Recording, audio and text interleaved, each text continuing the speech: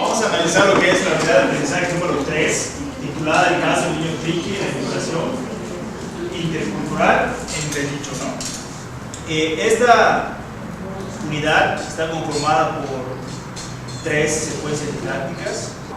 Entonces podemos rescatar acá varias bibliografías, entre ellas 2 muy importantes, que es la principal que aparece en la secuencia didáctica número 1, que es la de Silvia Schwenker, La interculturalidad en la educación básica de México, que es de la página 1 a la 10, que consideramos totalmente adecuada para leer, porque nos especifica muchos términos en los cuales pues, son necesarios trabajar, ¿no? Y ahorita vamos a analizar cuáles son estos términos, pero vamos a ver qué vamos a hacer en la actividad en la secuencia número 1, ¿no?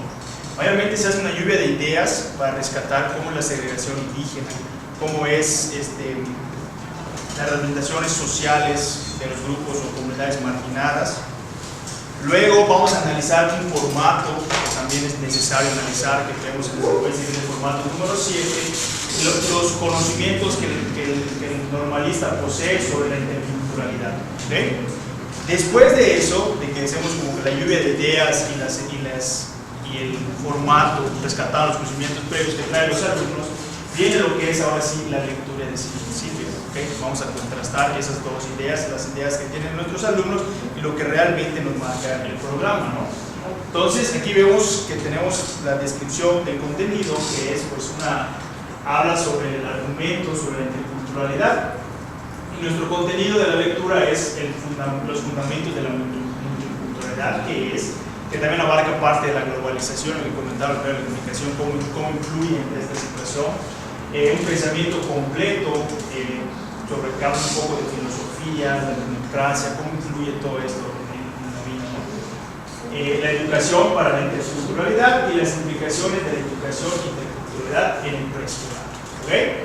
Relacionados con los enfoques y con las competencias, pues ahí tenemos que se promueven las relaciones armónicas, actúa con sentido ético, atiende la diversidad cultural, respeta la diversidad cultural, étnica, lingüística y de género, y promueve actividades que favorecen la equidad de género, tolerancia, respeto, contribuyendo al desarrollo personal y social de los alumnos. ¿Okay? Por eso la ponemos como tal, porque sí vemos que es muy necesario analizarla. Siempre en la secuencia didáctica número 1 nos encontramos con el caso de Juan el niño triqui, ¿okay? Que pues allá, por el contexto que vamos en la unidad 2, en la unidad 1, tenemos que aterrizar los conocimientos en esta situación, por lo cual tenemos que analizarla toda tal y como es. Es aquel archivo que nos manda internet y que ahí nos explica cuáles son los personajes, qué pasó, la introducción, todo tipo de cosas, ¿no? Que lo tenemos que analizar también. Siempre es de la secuencia didáctica número 1, y del contenido que trae esta información en la red, pues es el escenario donde se desarrolla esta situación, la problemática, quiénes son los personajes y el juego de roles que existe en esta comunidad. ¿Okay? De ahí nos pasamos a la secuencia número 2, en la cual va muy ligada a la secuencia número 3. ¿Okay? ¿Por qué? Porque siempre pertenece a la situación del niño triqui. ¿Okay? Siempre vamos a seguir analizando la situación del niño triqui. Entonces, ¿qué hacemos? ¿Cuáles son las actividades de esta secuencia? Pues es que los participantes escenificarán el caso del niño triqui, ¿no? La situación que decir.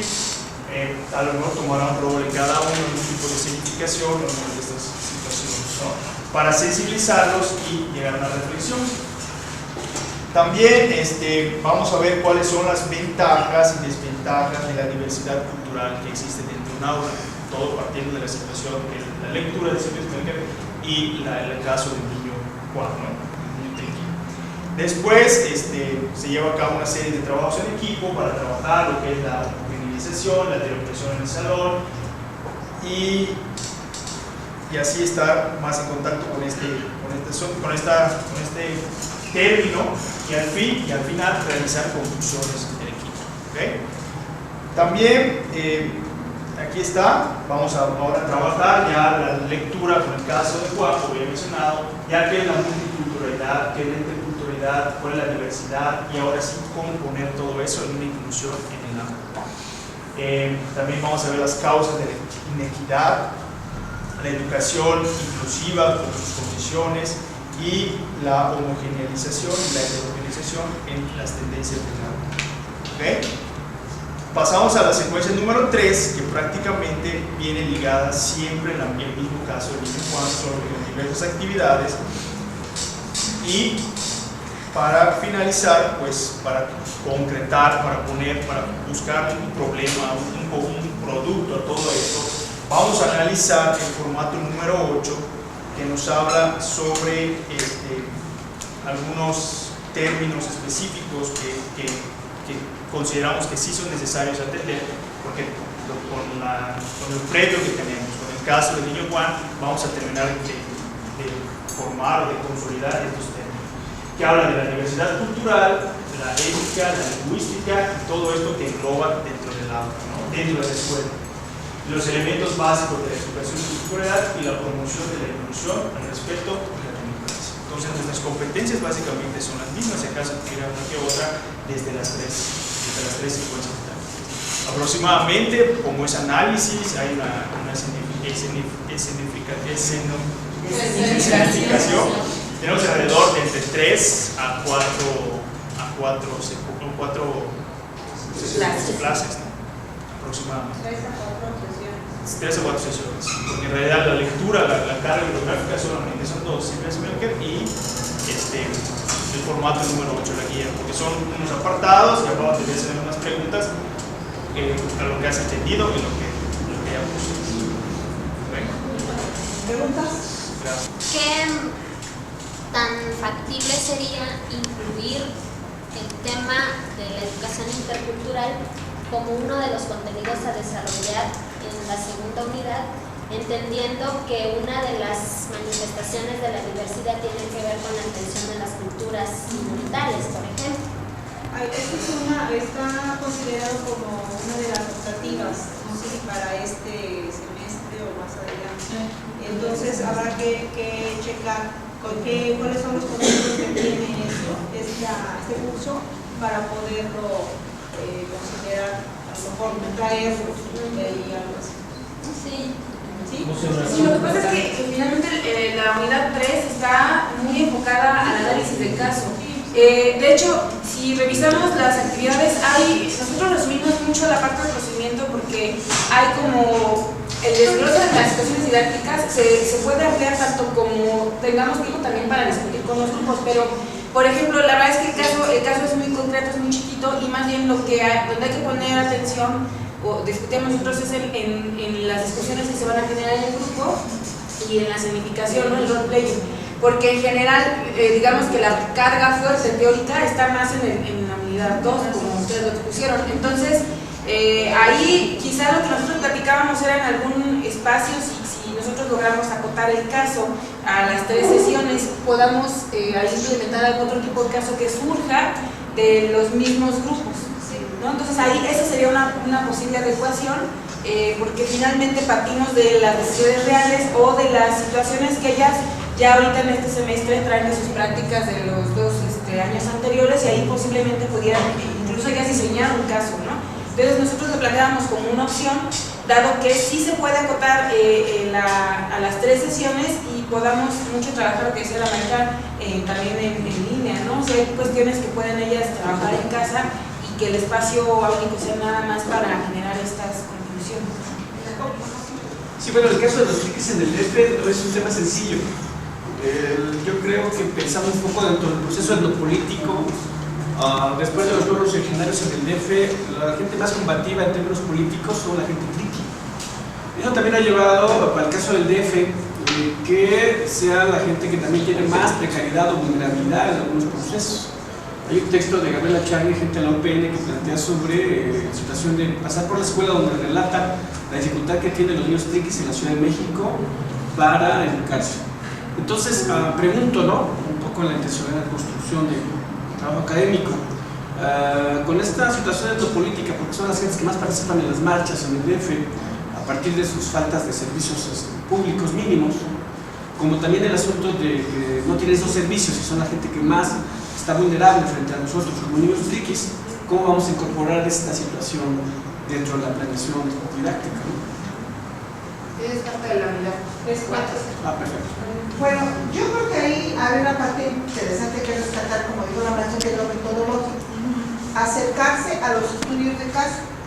Y aunque muchas veces cuando trabajamos en la escuela y nos traen tantos casos, terminamos en casos anecdóticos. Y buscarlas y motivarlas a que de todas esas anécdotas que trabajamos, busquen también en este ejemplo para trabajar en un orden metodológico, qué es un estudio de caso y sobre qué puede trabajar. A lo mejor no es la cuestión indígena, sino de género, o de salud, o de discapacidad, etc. A mí en especial, como antropóloga, siempre me he movido que en un principio parecía ser que la interculturalidad era indígena. Ahora, en este curso de atención a la universidad nos queda muy claro ya que va mucho más allá y parece que lo indígena quedó ahí. Sin embargo, ahí también tenemos cargas simbólicas, discriminaciones y violencias implícitas. El simple hecho que acabamos, la palabra que acaba de utilizar la maestra de las minorías, cuando en muchos lugares son mayorías. Puede ser una minoría por cantidad o por calidad. Les voy a dar un ejemplo más claro.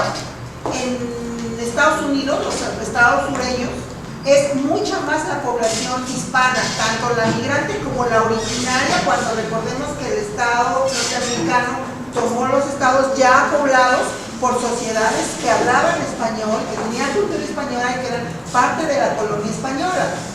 Sin embargo, políticamente siguen siendo minorías, cuando en cantidad son más del doble de la población tejana blanca, que son las que tienen las armas y las que cazan migrantes, ¿no? Entonces hay que pensar cómo estamos utilizando las palabras. De repente aquí, aunque pareciera que no, como dice el maestro, hay muchos más mijes en ciertas escuelas que en otras, pero seguimos pensando que estamos trabajando con una minoría. En esa escuela, en ese caso, en esa zona del centro de la Ciudad de México, mi mayoría son los niños triquis con toda la complejidad y la carga política que implica, y no los puedo seguir tratando como una minoría. Esos son detalles y particularidades que, bueno, vienen al caso para retomar lo que parecieran ser nada más 3 clasecitas, pero hay acercar al alumno al ejercicio metodológico de ir más allá de lo anecdótico y construir un estudio de caso que pueda tener tesis final. Eso es lo que uno de los aspectos importantes también es que a partir del curso de atención a la diversidad pueden surgir inquietudes en los estudiantes para poder trabajar un caso y llevarlo hasta el punto de la tesis como un tema de tesis. ¿Qué se piensa? Pues esa situación que usted maneja nosotros la vivimos en alguna ocasión allí en el estado de Veracruz, en la zona norte. Hay comunidades que hablan totalmente el náhuatl y en una ocasión nos pidieron algunos que apoyáramos con el servicio de educación especial, y se hizo, ¿no? Enviamos a personal de USAER a la escuela, ¿no? A brindar el apoyo. Pero la sorpresa era que no estaba el problema realmente en los niños. Ellos los tenían detectados, la escuela los tenía detectados como alumnos con problemas de aprendizaje. Más bien decían con discapacidad, porque no aprendían a leer y escribir, y decían, es que ya está en sexto y no aprende a leer y escribir. Entonces llega el maestro de USAER a hacer análisis, evalúa y todo. Si los niños no tienen ningún problema, los que tienen que hablar en la lengua materna de los niños son los maestros, a brindar la clase. Porque todos los niños, al parecer, presentaban dificultades para aprender, pero las dificultades estaban en el maestro. Aquí cabría que reflexionáramos un poco lo que tú mencionas de habla incluyente, escuela incluyente y gestiones incluyentes, porque yo me pregunto en el caso que nos comentaste tú de los niños, y está claro que hay más aguas que bañan, ¿qué intervención, qué nivel de intervención ha tenido la directora o los directores? Cuando de repente tenemos chicas de años que no tienen trabajo y egresaron de la escuela normal intercultural del Estado de México, y niveles de negociación hacia allá y hacia acá. O si yo como maestro llegué a Iztacalco con este problema específico, llegué a Veracruz con el problema específico de náhuatl, llegué aquí, yo tengo el compromiso de si yo no puedo, no quiero aprender ni allí un náhuatl o entender las relaciones de corporalidad indígenas, ¿de dónde voy a buscar y a dónde me voy a fijar? Así como cuando busqué algo de discapacidad por cuestiones auditivas o visuales, también tengo esa obligación y de negociar por todos mis niveles de gestión. Entonces es otra cosa que también tendría que revisarse, la capacidad del profesor de negociar esos niveles de gestión con sus autoridades, porque aquí hace falta alguien que nos apoye con el pañayú, que nos apoye con la cultura indígena en Iztapalapa y que nos apoye con la lengua náhuatl en Veracruz. Entonces, esa es otra cosa que también se tendría que revisar en el currículum de la capacidad de autogestión de estos nuevos docentes.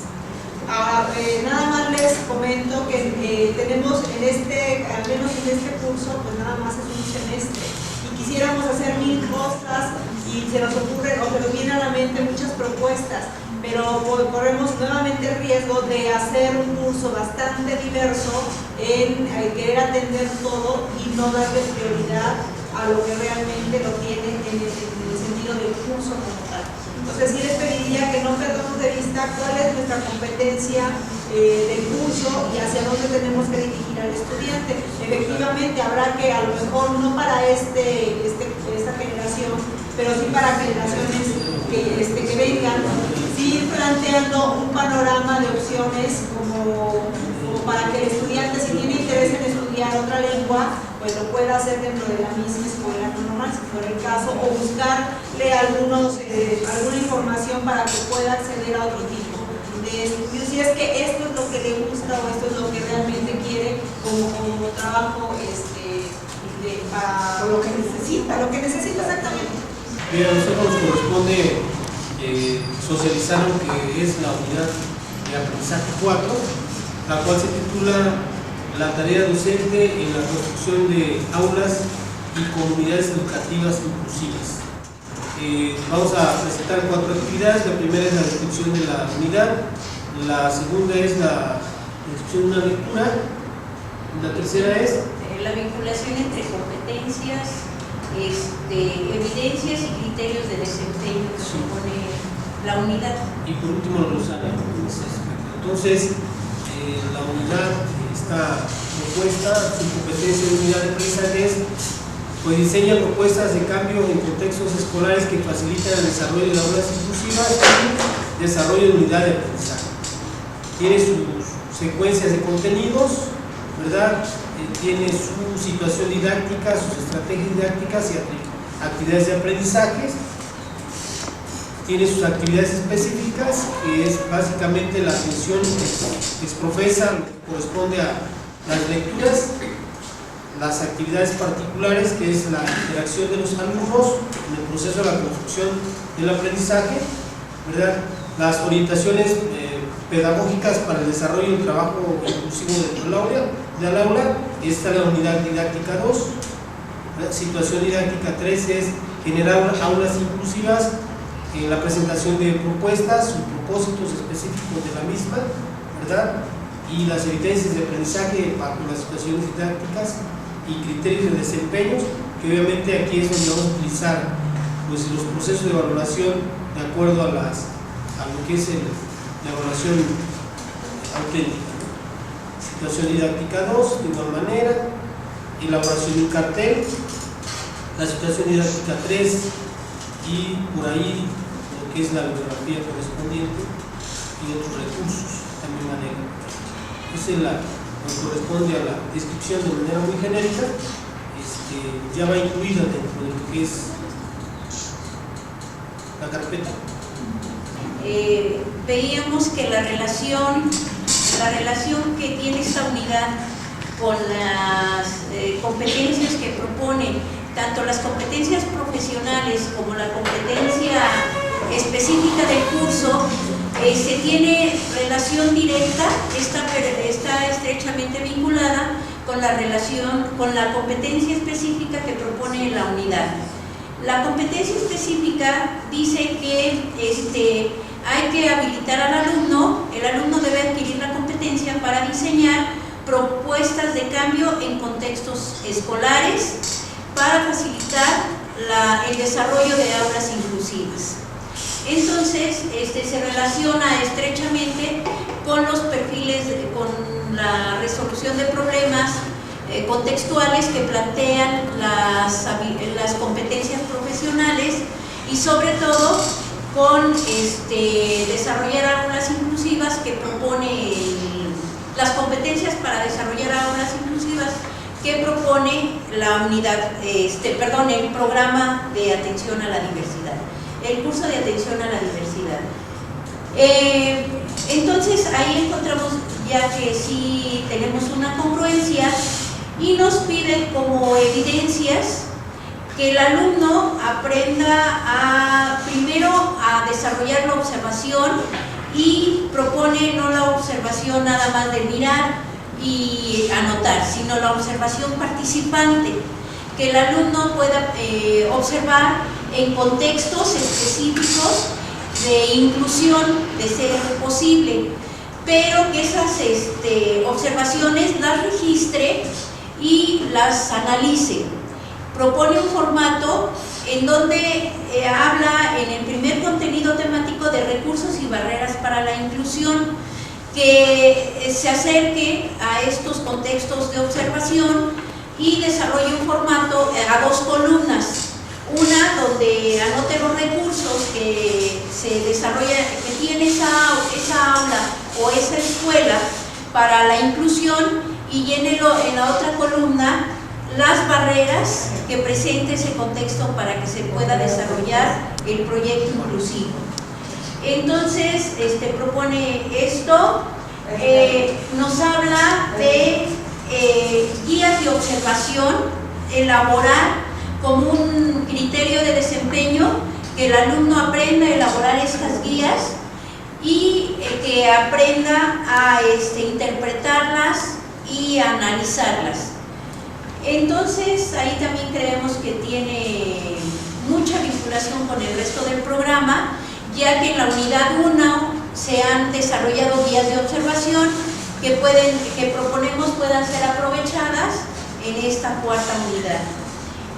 Tiene por otro lado, en la unidad didáctica 2 se habla de la elaboración, una evidencia de aprendizaje que tiene que ver con la elaboración de un cartel para promover la atención a la diversidad, y que ya también se trabaja en la unidad didáctica 2, en la unidad de aprendizaje 2. Si vemos, ahí también se promueven trípticos, se promueven folletos en la unidad 1, en la unidad 2. Entonces pensamos que ya se puede concretar y se puede usar también como una estrategia didáctica la elaboración de carteles. En la unidad didáctica 3 ya se habla de elaborar la propuesta, pero nosotros comentábamos aquí en corto que si vemos estos productos parciales, por llamarle de alguna manera, ya van conformando parte de la propuesta, y en la unidad 4, si fuimos elaborando estos productos parciales, nosotros ya podemos sistematizarlos únicamente en la unidad 4, a partir de lo que comentaba Amanda, de que casi no se concluye, o en el pilotaje se vio que no se concluía, no se abordaba la unidad 4. Entonces comentábamos aquí en curso, bueno, si ya vinieron elaborando algunas cuestiones, ya nada más las sistematizamos y las hacemos parte de una propuesta. Eso también allí encontramos que hay relación muy estrecha con la unidad 4, con el resto del programa, con la estructura general del programa, y que sí podemos arribar a una propuesta factible si vamos sistematizando nuestras producciones parciales y ya nada más escribirlas al final y presentarlas para socializarlas. Creo que podemos tener éxito en ese sentido. La situación didáctica 2 incluso vienen propuestos materiales, otro tipo de materiales que no vienen propuestos en las unidades anteriores, y entonces a partir, sí se rescata, como dice la maestra, lo que ya se ha venido trabajando en las otras unidades. Sin embargo, hay una propuesta de materiales anexos para que las alumnas los vuelvan a revisar, y a partir de esa como segunda revisión o esa primera revisión de los materiales propuestos, hagan un listado, ¿no?, de estrategias pedagógicas, y eso es lo que les va a dar como la base para entonces elaborar el cartel, ¿no? Pero a mí me parece muy importante retomar esos materiales que vienen anexos, porque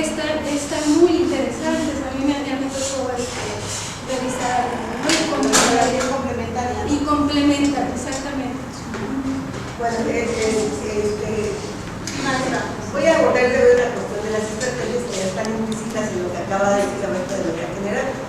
En relación a lo que decía la maestra, en la unidad 1, pues es claro que nosotros tenemos que estar ahí muy pendientes de que el alumno tiene que aprender a investigar. O sea, en la guía de diagnóstico, con la que va a trabajar el alumno, que ciertamente hay que recuperar todo lo trabajado en la primera unidad, ¿sí? Nos va a llevar a que el alumno vaya haciendo, ahora sí, un trabajo con la observación participada. O sea, en realidad, el método de investigación de ahí es la observación.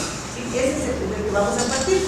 Y bueno, a partir de que se integran las aulas y hacen una observación de qué aulas son incluyentes y qué aulas son excluyentes, pues él va a ir tomando también su propia conciencia, ¿sí? Va a ir tomando conciencia de qué puede ser, qué es realmente el incluyente y qué es realmente el excluyente, porque aquí vamos a ver lo que ya decían todos aquí, la cultura, vamos a ver las cuestiones de todo tipo de discapacidades, o sea, cómo se están trabajando todas estas diferencias dentro del aula, ¿no?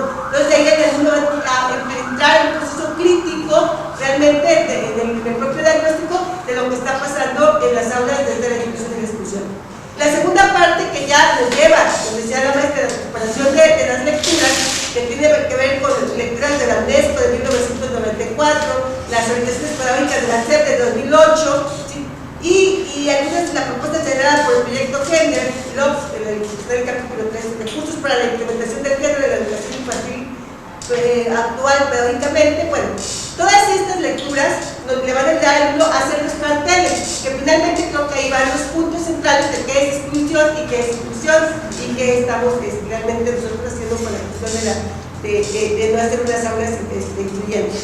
Y bueno, ya para esto el alumno tiene los elementos teóricos, de alguna manera tiene una mirada a la política educativa, porque realmente son políticas, ¿sí? Y tiene ya los elementos que le permiten a él entrar a una propuesta de intervención, ¿sí? Y entonces aquí nos plantea que los estudios de casos pues sean a partir de los casos que están de Trix y Paqui y que son prácticamente casos ficticios, ¿no? Pero lo más importante aquí para mí sería que el alumno ya haga una recuperación de sus casos dentro de la escuela donde va a ir a hacer su práctica docente, su formación. Que haga un ensayo de qué puede hacer él con esos casos, ¿no? Claro, puede hacer en el aula, revisar la revisión de los casos de Paqui y de casos de Trix.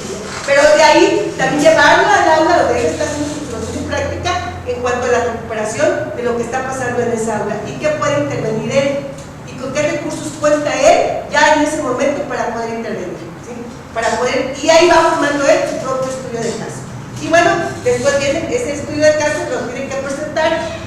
Nosotros lo hacemos en foros, podríamos hacer un coloquio, porque finalmente los chicos ya llevan una línea de investigación desde el primer semestre, ¿sí? Y entonces ahí el alumno está aprendiendo a investigar al mismo tiempo con las herramientas de investigación, pero también está trabajando ya lo que tiene que ver con el enfoque de esta asignatura, que es la atención de la diversidad, ¿no? Entonces creo que de ahí sería lo interesante, invitar especialistas a que escuchen a nuestros alumnos, ¿sí? Y formar una red con las otras demás para ver qué están haciendo ellos con relación a la inclusión o qué están encontrando en las escuelas con relación a la inclusión. Por ahí se me hace a mí que podría ser la línea, ¿no? Retomando esto, ubicando dentro de la realidad que estamos viviendo en nuestro país. Se titula Educación para la Inclusión Educativa y Cultura Escolar, de la autora Julieta Zacarías Pons. Las competencias de la unidad de aprendizaje que se desarrolla diseña propuestas de cambio en contextos escolares que facilitan el desarrollo de aulas inclusivas. Una de estas propuestas que cita la autora es la realización de un proyecto escolar incluyente. En ello menciona que las escuelas deberán otorgar la misma importancia a los aspectos cognitivos, afectivos y sociales, así como al desarrollo de actitudes positivas de cooperación, flexibilizando con frecuencia su normatividad para ajustarse en forma planificada a las nuevas necesidades que presenten sus alumnos, lo cual permite tener ventaja para apoyar a la diversidad de sus educandos. También menciona que es necesario desarrollar una cultura en favor de la inclusión y atención a la diversidad a través de un proyecto escolar, pero que este proyecto escolar sea compartido, en el que participen directores, maestros regulares, maestros de educación especial o de apoyo, padres de familia, estudiantes y representantes de la comunidad. ¿Con qué propósito? Con el propósito de transformar y renovar evaluar de manera permanente las metas del centro educativo, así como también el logro de un proyecto escolar incluyente. Asimismo, este proyecto escolar incluyente implica el análisis de la cultura escolar y los métodos cooperativos de enseñanza, las relaciones de colaboración y apoyo en el interior de la escuela y la relación de esta con factores externos y su vinculación con la comunidad. También es importante que los indicadores a desarrollar en el proyecto se reflejen en la visión, la misión y el plan estratégico de la institución. El clima escolar se basará en la colaboración y el apoyo como factor primordial del ambiente de aprendizaje entre alumnos, profesores y padres de familia. Con respecto al resumen, la autora cita que la inclusión educativa es un proceso que exige cambios muy importantes en el actuar y proceder personal y profesional de los miembros de una comunidad escolar. Solo que para llegar a fortalecer una cultura de plena inclusión es preciso que todos marchen hacia una misma meta y así el desarrollo y evolución de todo lo que implica el servicio educativo esté encaminado al beneficio de todo el alumnado y de sus familias. En relación a la descripción y el contenido, los autores como Steinbach y Marchesi, así como Einstein, mencionan que la colaboración en el interior de la escuela es la herramienta más importante para anticipar los resultados del proceso de inclusión educativa pueda tener, por lo que es necesario e importante que todos los que se relacionan en la comunidad escolar cambien su cultura de individualista a una cultura de cooperación. Como resultado de ello, la escuela incluyente, según Steinbach, Lobato 2001, deberá tener las siguientes características. Sentido de comunidad. En este aspecto, los alumnos deben sentirse aceptados, apoyados, sentir y crear lazos de amistad. Sentido de pertenencia al grupo. Aquí se debe fomentar el respeto a la participación de los demás. Escucharlos, ¿sí?, sin hacer exactamente. Liderazgo. Sí. En este aspecto la comunidad toma decisiones y transmite valores, pero de tipo inclusivo. Colaboración. Se caracteriza por la presencia y la colaboración de toda la comunidad escolar, de los alumnos y de los profesores. Apoyo. Este tipo de apoyo está ubicado en varios grupos. Existen ciertos grupos de maestros que van a apoyar a los alumnos y también entre los mismos alumnos. Fortalecimiento. En este aspecto implica capacitar a todos los docentes, pero con miras a la inclusión, ¿sí?, a que ellos desarrollen este aspecto.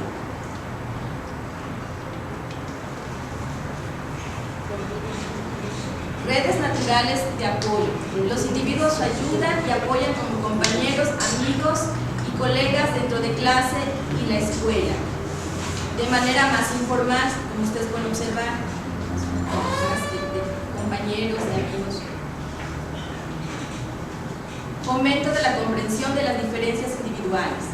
Se realizan actividades y proyectos que promueven la comprensión de las diferencias individuales y el valor personal. Sobre todo el diálogo sobre la individualidad. La flexibilidad. Se fomenta la creatividad y apertura de mente, aceptando el cambio y disposición a cambiar cuando sea necesario. El enfoque del aprendizaje. Los miembros de la escuela tienen una visión de conjunto sobre el aprendizaje. Prevalece la idea de que todos los alumnos pueden aprender y que es importante tomar en consideración esas necesidades para apoyarlos. Organización del aprendizaje. En este aspecto existe voluntad y conciencia de aprender constantemente. Compartir responsabilidades. Todos los miembros de la escuela se sienten responsables ante los éxitos, pero también ante los fracasos, ¿sí?, y se unen para buscar una solución ante ello. Actualización y desarrollo de los maestros. La planta de maestros ve en la actualización oportunidades de desarrollo y esta se incorpora de manera natural al desarrollo personal y profesional constante.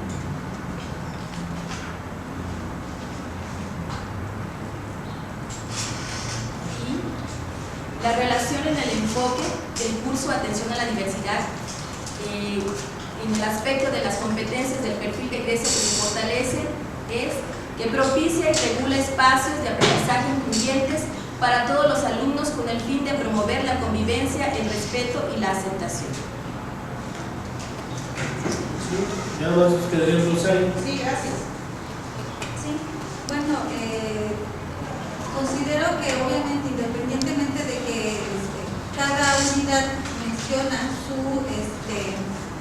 bibliografía y que por supuesto es importante, ¿no?, para llevar a cabo el desarrollo del curso, también bueno, es necesario apuntalar esta parte y tener la importancia con los alumnos de que es importante el fundamento teórico, ¿sí?, para formarnos como docentes en donde, bueno, sí vamos a vivir realidades en donde hay una práctica, pero que todo eso tiene un fundamento para no ser empíricos y para apuntalar sobre todo los conceptos que nos indican cada una de las unidades. Aquí se tomaron en cuenta solamente algunos, ya que, bueno, obviamente tenemos que hacer una lectura fina ya cada uno de nosotros para poder determinar y hacer nuestro glosario, ¿sí? Pero bueno, algunos fueron necesidades educativas. Esto lo retomé del texto de la UNESCO, ¿sí? Son el resultado de la interacción de varios factores. Algunos de ellos son inherentes al niño, otros a la comunidad y otros más están relacionados con las respuestas aportadas por las escuelas. Esta actividad ayuda a los profesores a reconocer estos factores. También, bueno, consideré importante este estrés o agotamiento del profesor, que a veces no nos detenemos a pensar, pero que definitivamente también nuestras emociones son parte fundamental de nosotros como seres humanos.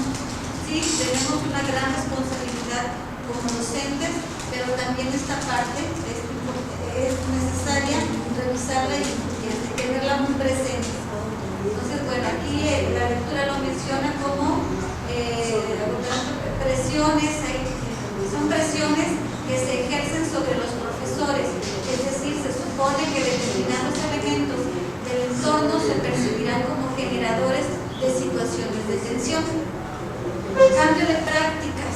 Los profesores tienen que reconocer las dificultades a las que se enfrentan y las condiciones que facilitan el cambio del medio, fuera del medio o del medio hablando del contexto.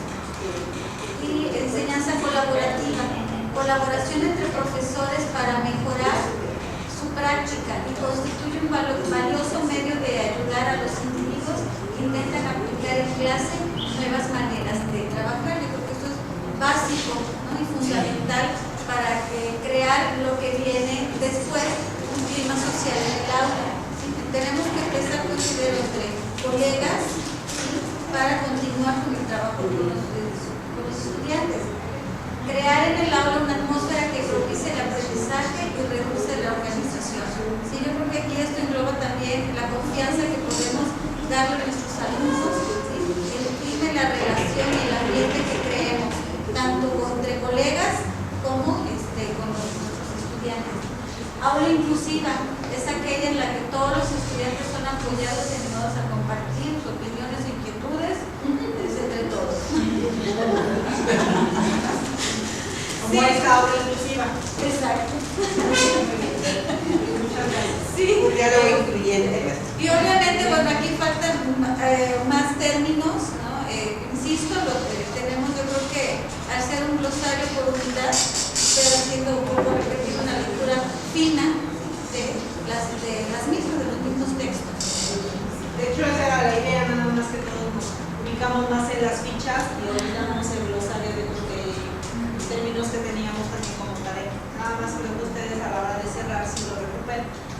Muy bien, muchas gracias. Bueno, entonces ahora ya tenemos el panorama un poquito más amplio de lo que es nuestro curso Atención a la Diversidad. Y si bien es cierto que ya la mayoría de ustedes ya tiene una planeación, ya revisaron el programa, y a lo mejor ya hicieron revisión de bibliografía en una primera etapa así muy general, y ahorita se dieron a la tarea de hacer una revisión un poquito más a fondo, yo creo que ya entonces estamos casi preparados para hacer una propuesta de aula inclusiva, o de por lo menos tener algunos indicadores que puedan ayudar o guiar al estudiante para poder llegar a lo mejor a una primera etapa de esta propuesta de aula inclusiva, ¿verdad? Bueno, quiero pensar que ya prácticamente estamos tan